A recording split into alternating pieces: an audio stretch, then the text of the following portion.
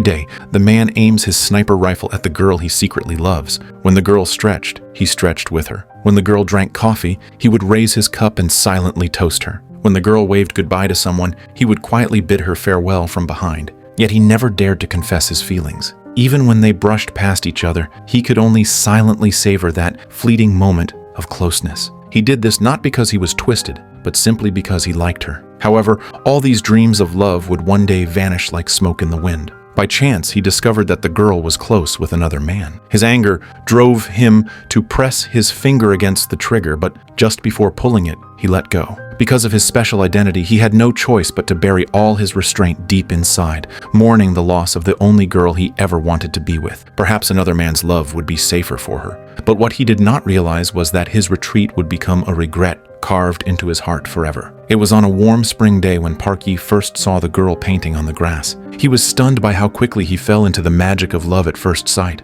Every move she made was like a brushstroke painting a beautiful landscape. Just as he is losing himself in the moment, the girl suddenly falls into the river. Worried for her safety, Park Yi rushed toward the water. Fortunately, the river was shallow, and she quickly stood up, though her painting bag was swept away by the current. When Park Yi waded in to retrieve it, the girl was already walking far away. Wanting to surprise her, the next day Park Yi hired local farmers to build a safer bridge. After finishing, he hung her painting bag on it. When the girl arrived, Park Yi was already leaving on a farm cart. Hai Young had no idea she had just missed the love of her life. When she saw the bridge and the painting bag, she shouted her thanks aloud.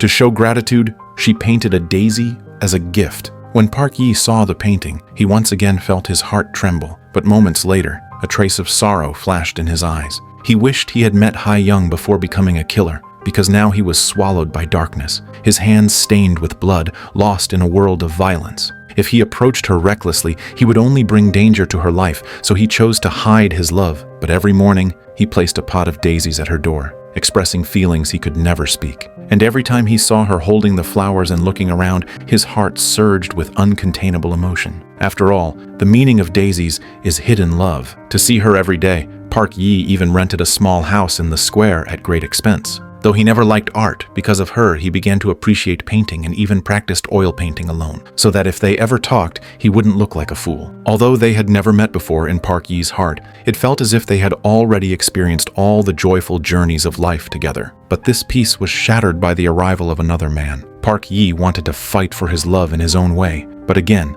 at the last moment, he let go. He knew fate would never allow him and Hai Young to be together, so he gave up the woman he loved most, though he still kept an eye on the stranger, wanting to know if he was worthy. One day, during an assassination mission, Park Yi crossed paths with the man. He thought the man was a villain like himself, but when he checked his ID, he realized this man was his sworn enemy. Compared to his own profession, a policeman could surely give Hai Young the happiness she deserved. So Park Yi decided to step back from this silent battle. But what he never expected was that Hai Young's meeting with this policeman was no coincidence. That day, Hai Young was painting in the square, and Zhang Wu, who was on a mission, sat at her stall holding a pot of daisies to avoid suspicion. The moment she saw the flowers, ripples stirred in Hai Young's heart. From then on, Zhang Wu visited her stand every morning. Though she couldn't be sure he was the one who built the bridge, the time they shared nurtured feelings between them. On the day Park Yi left his final pot of daisies at her door, Zhang Wu soon found her. He picked up the pot of daisies and gave it to Hai Young as a gift. At that moment, Hai Young became convinced he was the one worth her lifetime devotion. She expressed her gratitude and spoke of her longing for the bridge builder. To her, her wait had finally borne fruit, leading to a happy ending. Though Hai Young was mistaken, Zhang Wu silently accepted it. He could not lie and say he was the one who built the bridge, but neither could he deny it. The one truth he knew was that he had already fallen deeply in love with her. It turned out Zhang Wu was an international police officer, stationed in the square to capture a long-hidden criminal. That day, he finally found the suspect and launched the operation. Park Yi also joined the fight from the shadows, determined to protect the woman he loved. Although his help repelled the criminals, stray bullets struck Hai Young. Thankfully, she survived after treatment, but her voice was gone forever. Later, Zhang Wu was transferred away, but Hai Young still received a pot of daisies every day. She believed they came from Zhang Wu, not knowing they were lovingly grown by Park Yi. The sea of daisies represented the truest love in his heart. Perhaps, Zhang Wu's departure is a chance given by fate for Park Yi and Hai Young to be together. That day, Park Yi finally gathered the courage to sit at Hai Young's stall. With such close distance between them, the corners of his mouth unconsciously lifted into a faint smile, and all the excitement and joy in his heart instantly turned into that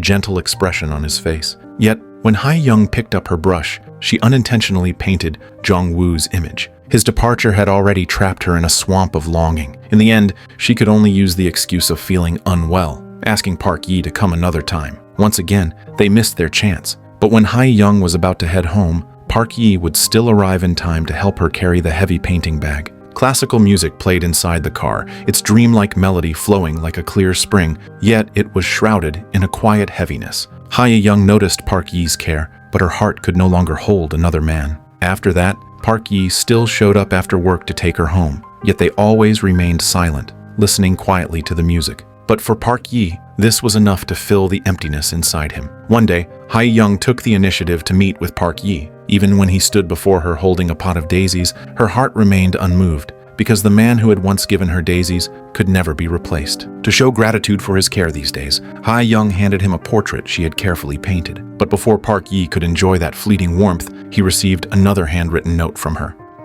저에게 관심을 가져줘서 고맙습니다. 미안해요. 저에겐 이미 다른 사람이 있어요.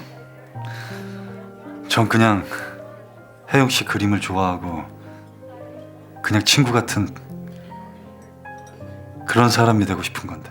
When he forced himself to say the words he didn't want to, all his restraint turned into a sharp blade of ice, piercing his heart while freezing his fiery love. Still, in their moments together, Hai-young would talk to Park Yi about the love buried deep in her heart. What she never realized was that the man who once built the bridge for her was standing right in front of her, yet she grieved endlessly for Jong-woo's sudden disappearance. Even though Park Yi's care went far beyond the boundaries of friendship, she would still shed tears of longing without realizing it. Wanting to help her escape this sorrow, Park Yi brought Hai-young to the flower field he had cultivated himself. Looking at the daisies swaying in the wind, Hai-young's mind once again conjured up that familiar figure, her sadness wrapping tightly around her heart. At that moment, Park Yi played cheerful classical music, but when Hai-young walked toward the storage room, he hurried to block the entrance, as if hiding something. Then she noticed the art books and drawings on his desk and was surprised to find he shared the same interests as her. In fact, they carried all of Park Yi's love for her. Not long after, Jong-woo was reassigned back under his superior's arrangement, but his boss warned him again. Hai-young already had someone by her side now, and he should not disturb her peace. Yet he underestimated Jong-woo's feelings. Wanting to say one final goodbye, Jong-woo called her that night. But when the call connected, there was only silence. She had no choice but to hang up, and waves of despair once again rose inside her. She didn't know how much longer she would have to wait to hear from him. Suddenly, there was a knock at the door. Full of hope, she opened it, only to see Park Yi standing there. Though he handed her a carefully prepared gift, Hai-young's face showed no joy. What she longed for was never an encounter with Park Yi, but Jong-woo's arrival. As she poured water for Park Yi, another knock sounded outside. This time she finally saw the face she had missed so deeply. When Jong-woo noticed the man behind Hai-young, he froze, a flicker of shock passing through his eyes. Perhaps he should have left right then, but instead he stood at the door, explaining why he had disappeared all this time. Realizing it, Hai-young hurried inside to bring out the notes she had prepared in advance. The feelings between the three of them were like an invisible wall standing tall, running through their hearts and turning into a chasm that could never be crossed. And the endless torment of this pain could only be truly felt by Park Yi alone. Sorrow was like autumn leaves withering and carried away by the wind without a trace. Regret was like bare winter branches beaten against frozen ground and buried under heavy snow. Hai-young cried in such grief that she nearly collapsed. As Jong-woo picked up the notes she had written, sorrow and anguish tore at his heart as well. Facing the devastated Hai-young, he didn't know how to comfort her. This farewell felt like the cruelest play of his life. He wanted to tell her the truth, but when he opened his mouth, he swallowed all the love and pain back down. When he returned to his work, Jong-woo carried another mission, to find the assassin who had attacked them that day. He proposed that his superior use indirect means to trick the killer into revealing his position. However, when his superior asked him who the target was, Jong-woo gave a faint smile. When Park Yi received the order, he realized the target was Jong-woo. He wanted to refuse, but his boss gave him no chance. 他是个警察。是有点难度，可是客户指定要你，我会在你背后支持你。听说你最近趴脱了，趴脱需要钱，就好像我需要你一样。As soon as Park Yi began his mission, he sensed the trap surrounding him, yet he still walked alone toward Jong-woo's car. This is a confrontation between two men. Jong-woo did not back down, and despite warnings in his earpiece, he left with his target alone. But the loud rock music inside the car made Park Yi's heavy thoughts spiral further into chaos. So he asked Jong-woo to switch it to classical music, and only then did his heart find peace. Finally, the car stopped by a riverbank. Jong-woo asked curiously why Park Yi hadn't killed him earlier when he had the chance. The next moment, he raised his gun and pointed it at Park Yi's head. Park Yi calmly drew his own pistol, aiming back at him. But neither pulled the trigger because both men knew their reason for meeting like this was the same woman. 난 혜영 씨 앞에 나타나서는 안 되는 사람이었어. 혜영 씨가 얼마나 당신을 기다리고 있는지 몰라? 오늘 전시회에 갈 사람은 당신이야.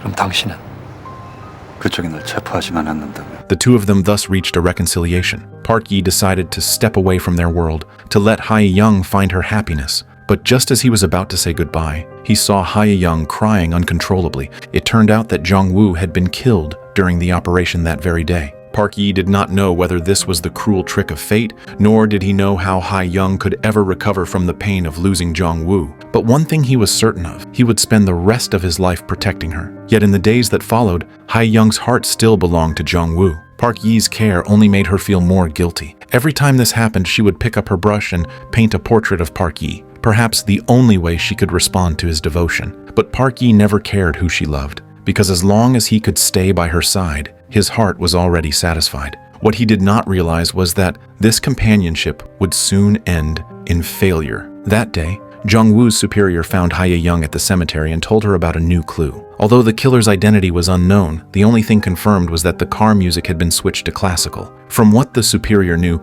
Jong-woo would never listen to classical music. Hearing this clue, Hae-young froze in place, suspicion of Park Yi faintly rising in her heart. That suspicion later became a wall between them. Even when Park Yi shared his favorite drama with her, Hae-young remained unmoved, choosing instead to wonder about his true identity. But no matter how she looked, he did not seem like a professional killer. That day, just as Park Yi brought Hae-young home, a pot of black tulips appeared at the door. This meant a new mission had arrived. He quickly grabbed the pot and left in a hurry. This strange act deepened Hae-young's doubts about him. She rushed into the room to search for clues, but after looking everywhere, she found nothing. Then she suddenly remembered the storage room that Jong-woo had once tried to hide. When she went inside, she quickly found a mysterious black box. At that moment, Park Yi was once again shrouded in violence. After his quiet days, he had already asked his boss to let him retire. But instead, the boss gave him another mission. When Park Yi confronted him, the boss exposed his deadliest weakness. 你女朋友好吗？听说她的画卖得不错。 Seeing his senior polishing a gun, Park Yi finally understood everything. 最后一次任务，做完了不会再受到拘禁。 The new target was Jong-woo's superior. Though tired of killing, he had no choice but to act for the sake of the woman he loved. When he rushed home, he prepared lunch for Hae-young as usual, but he noticed the anger in her eyes. And when he saw the black box in her hands, he knew what kind of pain was about to come. But he still chose restraint, and after adjusting his state of mind, he continued cooking. Until Hae-young slammed the box onto the table and played classical music, as if hinting that he was the one who killed Jong-woo. She struck the table in fury, venting her anger. When she opens the box, the photos inside confirm Park Yi's identity as a killer. Overcome with emotion, she decisively picked up the gun inside and lifted the newspaper from the day Jong-woo was killed, as if warning the killer of the hatred in her heart. She pulled the trigger, but in the final second, her vision blurred and the bullet missed. It turned out that after realizing she knew the truth, Park Yi had slipped a sedative into her tea. Though it pains him deeply, this is the only way he can say goodbye to the girl he loves. This mission is extremely dangerous, and he can't guarantee he will return safely. Sure enough, when he arrived at the assassination site, the place was already surrounded. Not long after, Hae-young awoke. She noticed the oil painting on the table, the one she had once drawn for the man who built her bridge. Later, she returned to that same wooden bridge, her heart heavy with regret. The sweet memories intertwined with cruel reality, leaving her aching with sorrow. The one she truly loved had always been before her eyes, yet she had mistaken another for him. When the target appeared, Park Yi aimed at him. But just as he prepared to fire, Hae-young appeared in the square. She shouted silently, and Park Yi read her lips. She was asking him to stop. She lifted the painting she once gave him, a symbol of the future he always dreamed of. Facing her plea, Park Yi finally awakened the conscience buried in his heart. he chose not to kill. Even though he knew his boss would order his death, he decided to say farewell to Hae-young first. 미안해, 아프게 해서. He explained the truth behind Jong-woo's death, that it was his senior, dissatisfied with his hesitation, who killed Jong-woo. And he had been powerless to stop it because all he ever wanted was for Hae-young to live happily. As he confessed his feelings, the boss ordered his execution. Hae-young noticed the glint of a sniper scope and threw herself in front of him, taking the bullet. Blood stained the painting, and the life of the one who created it froze in that instant. Their beautiful memories were forever marked with sorrow. The sweet face from his dreams was now painted with death. Park Yi desperately carried Hae-young to safety, shouting her name, but no answer came. She had used her life to banish the darkness in his heart, only to fade away at dawn's first light. Park Yi held Hae-young's body in his arms and wept in agony. The happiness that belonged to them was cruelly strangled in the cradle just as it was about to begin. The cause of it all was his life as a killer and the cruelty of his boss. That night, Park Yi went alone to his boss's villa. With his own strength, he eliminated all the assassins and confronted the boss directly. He remembered his promise to Hae-young, "Since you are no longer in this world, I will go to another world to keep my vow." Amidst the gunfire echoing upstairs, Park Yi's life ended there. Their happiness would continue only in another world. Hae-young once said she never carried an umbrella because no one cared if she got wet, but she never realized that under the eaves, both Jong-woo and Park Yi had once been there. They had laughed together under the rain, walked across endless fields, traveled long roads, and along the way, they found the most beautiful winds and discovered true love. But no one noticed that love had already taken root. Love far away was always right beside her, yet people often only realize it once it's gone. So much time is only cherished after it fades. So many memories bring tears only once we awaken. When youth fades, then we understand its worth. Cherish the ones before you, and do not wait until you lose them to be filled with regret.